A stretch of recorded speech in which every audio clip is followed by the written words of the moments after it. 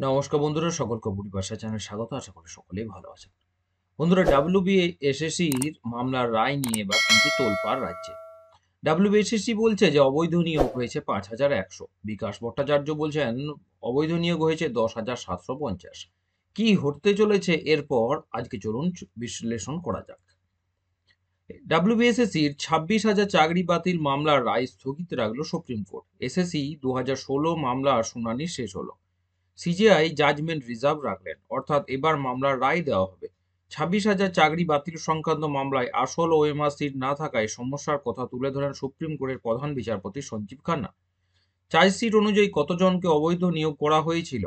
এখন প্রধান বিচারপতি সেই প্রশ্নের উত্তরে কমিশনার জানায় যে ৫,১০০ জন, অথচ বিকাশ রঞ্জন ভট্টাচার্য জানাচ্ছেন সংখ্যাটা ১০,৭৫০। কতজন যোগ্য এবং কতজন অযোগ্য আছেন তা নিয়েও কিন্তু ভিন্ন ভিন্ন তথ্য উঠে আসছে সুপ্রিম কোর্টের কাছে। আজ কমিশনকে জিজ্ঞাসা করা হয় যে চার্জশিট অনুযায়ী কতজনকে অবৈধ নিয়োগ করা হয়েছিল। প্রধান বিচারপতির সেই প্রশ্নের উত্তরে কমিশন জানায় ৫,১০০ জন। যদিও বিকাশ রঞ্জন ভট্টাচার্য জানাচ্ছেন যে সংখ্যাটা কিন্তু মোটেও তা নয়, সংখ্যাটা হচ্ছে ১০,৭৫০। অর্থাৎ কতজন অবৈধ সেটা চিহ্নিত করা যাচ্ছে না। তারপরে তা পৃথকীকরণ, সে পৃথকীকরণ প্রক্রিয়া নিয়ে আরও কোনো ঐক্যমতে পৌঁছানো যাচ্ছে না। আইনজীবী মনিন্দর সিং বলেন যে এসএসসি বারবার বলেছে তারা যোগ্য অযোগ্য পৃথকীকরণ করতে পারছে না। এসএসসি বোর্ড, রাজ্য সরকার কোনো সদুত্তর দিতে পারেনি। যোগ্য ও অযোগ্যদের সংখ্যা কত তা বলতে পারেনি। তিনি সওয়াল করেন যে পুরনো প্যানেল বাতিল করে ফের নতুন করে পরীক্ষা নেওয়া উচিত। অন্যদিকে সিবিআইয়ের আইনজীবী বলেন যে নাইসা আমাদের জানায় যে কোনো ডাটা তাদের কাছে নেই। তারপর আমরা ডেটা স্ক্যান টেক থেকে ডেটা সংগ্রহ করি। এরপর আমরা পঙ্কজ বানসালের নোয়াশার প্রাক্তন কর্তার কাছ থেকে ডেটা সংগ্রহ করি। দুটো ডেটাকে মিলিয়ে দেখি। সিবিআইয়ের আইনজীবীর দাবি যে ডেটা স্ক্যানটেক থেকে পাওয়া তথ্য এবং পঙ্কজ বানসালের তথ্য মিলেছে।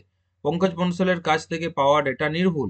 সিবিআইয়ের আইনজীবী আরও বলেন যে এসএসসির কাছে যে ডেটা ছিল তাতে কারসাজি হয়েছিল। আমাদের তদন্তে স্পষ্ট যে পঙ্কজ বানসালের কাছে যে ডেটা রয়েছে তাতে কারসাজি হয়নি। যে প্রার্থীরা সিলেক্ট হননি তাদের পক্ষের আইনজীবী বিভা মুখার্জি নিজে সওয়াল করে বলেন যে চাকরি প্রার্থীরা কত নম্বর পেয়েছেন সেই সংক্রান্ত মেরিট লিস্ট কখনো প্রকাশ করা হয়নি। কলকাতা হাইকোর্টে মেরিট লিস্ট প্রকাশ করার নির্দেশ দিয়েছিল, কিন্তু তা মানা হয়নি। নিয়ম অনুযায়ী লিখিত পরীক্ষার পর মেরিট লিস্ট প্রকাশ করতে হয়। কারা ইন্টারভিউর জন্য ডাক পেলেন তাদের তালিকা প্রকাশ করতে হয়। মোট শূন্য পদের ৪ গুণ বেশি প্রার্থীদের জন্য প্যানেল তৈরি করতে হয়, কিন্তু এক্ষেত্রে একাধিক অনিয়ম হয়েছে। আইনজীবী বিভা মাখিজা আরও বলেন যে পঙ্কজ বানসালের ডেটার ভিত্তিতে নতুন মেধা তালিকা তৈরি হোক। সাদা ওএমআর যাদের তাদের প্রক্রিয়া থেকে বাদ দেওয়া হোক। প্রধান বিচারপতি তখন বলেন যে সিবিআই বলছে বানসালের ডেটা প্রকৃত সত্য, কিন্তু এক্ষেত্রে আমরা নিশ্চিত করে বলতে পারি না যে এটাই প্রকৃত ডেটা, কারণ আমাদের হাতে অরিজিনাল মার্কশিট নেই। আমরা পঙ্কজ বানসালের ডেটাকেও সন্দেহ করছি।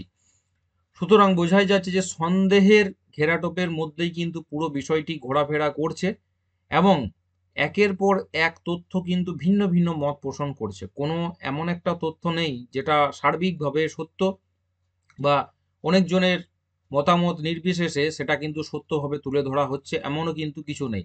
একটা যার কাছে সত্য আর একটা কিন্তু তার কাছে মিথ্যা, মানে অন্য অন্য জনের ক্ষেত্রে সেই বিষয়টাই কিন্তু এবার সুপ্রিম কোর্টকে ভাবাচ্ছে। এবং সঠিক সিদ্ধান্ত তারা কখন নেন বা কি সিদ্ধান্ত তারা নেন সেটা শুধু দেখার সময়ের অপেক্ষা। কেননা দুই পক্ষেরই মতামত, যতজন এখানে ছিলেন সব পক্ষেরই মতামত শুনে রায়দান কিন্তু রিজার্ভ করা রয়েছে। যে কোনো দিন কিন্তু রায়দান ঘোষণা করা হতে পারে। আসছি পরে ভিডিও নিয়ে, সকলকে বলবো যে চ্যানেল নতুন, চ্যানেলটি করতে অবশ্যই সাবস্ক্রাইব করবেন, শেয়ার করতে ভুলবেন না, নোটিফিকেশন বেলটি অবশ্যই করে এবং ভিডিওটি লাইক করবেন। সকলে ভালো থাকবেন, সুস্থ থাকবেন।